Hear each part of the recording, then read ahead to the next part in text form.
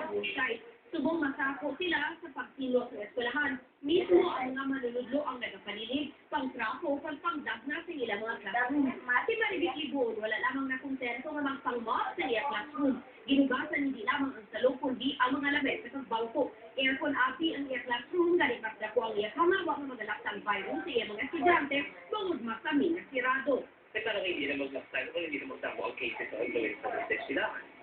Matak na tayo ang hindi nga balatian. Wala man ginasalig sa mga manunudlo sa station sa eskwela sa alang pagpaninlo sa classroom sa mga janitor.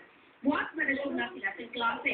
Ang mga ng University of Negros Occidental Recollectors, Campa College, Christian College, sila kay Mayor Evelyn Nadia, wala sa rason nga nagdeklarasyon sa community outbreak ng flu sa Huwag ko labot, okay ni. mga nagatrangkaso sa eskwelahan. Kung natago niya sa una, last year, so the year before, hindi man gura ang may reaction sa tumuloy. Dahil kung may tumod niya na sensationalized to a certain extent, ang H1N1, Kung may deklarasyon di ban sa community outbreak mo sa iya, Department of Health ang maghahimo. Sini, sa New Government Center na mga may thermal scanner na abot sa awan ng body temperature sa mga empleyado.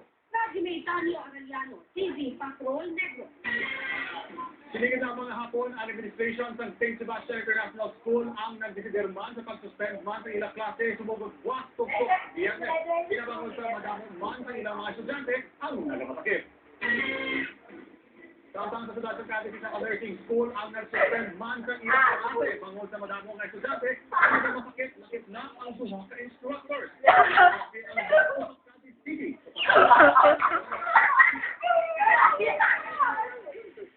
Province of Negros Occidental, Northern Negros State College of Sciences ang klase tugtog sa Berlin.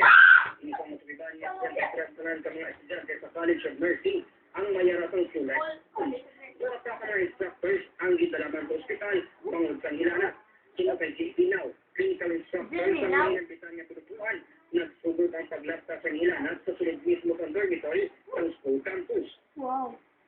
Galing ang disinfect ang bilog na campus, sila din ang dormitory yung ginapatihan, ginalinan ang mga